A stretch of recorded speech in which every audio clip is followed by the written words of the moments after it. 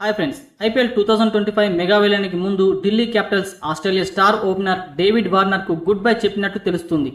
గత రెండేళ్లుగా ఢిల్లీ క్యాపిటల్స్ జట్టులో ఫెయిలైన ఆట తీరు కారణంగా వార్నర్ను ఢిల్లీ యాజమాన్యం రిటర్న్ చేసుకోవడానికి ఆసక్తి లేనట్టు నివేదికలు చెబుతున్నాయి.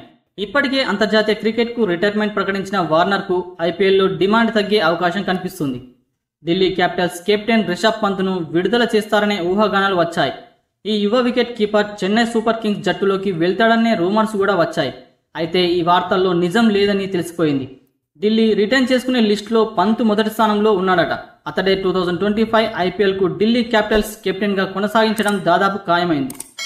5 ఆటగాళ్లను రిటర్న్ చేసుకోవడానికి బీసీసీఐ అనుమతించే నియమాన్ని ఏర్పాటు చేస్తే రిషబ్ పంత్తో పాటు అక్షర్ పటేల్, కుల్దీప్ యాదవ్, జాక్ బ్రేజర్, మేక్ గుర్క్, క్రిస్టన్ స్టబ్స్లను కొనసాగించే అవకాశాలు కనిపిస్తున్నాయి. అయితే 2022లో కార్ యాక్సిడెంట్ తర్వాత ఐపీఎల్లో పంత్ రాణించాడు. ఆ తర్వాత భారత టీ20 అలానే వన్డే టెస్టుల్లో స్థానం సంపాదించాడు. చెన్నై వేదికగా తాజాగా ముగిసిన టెస్టుల్లో పంత్ దాదాపు 20 నెలల తర్వాత టెస్టు జట్టులోకి వచ్చి సెంచరీ సాధించాడు.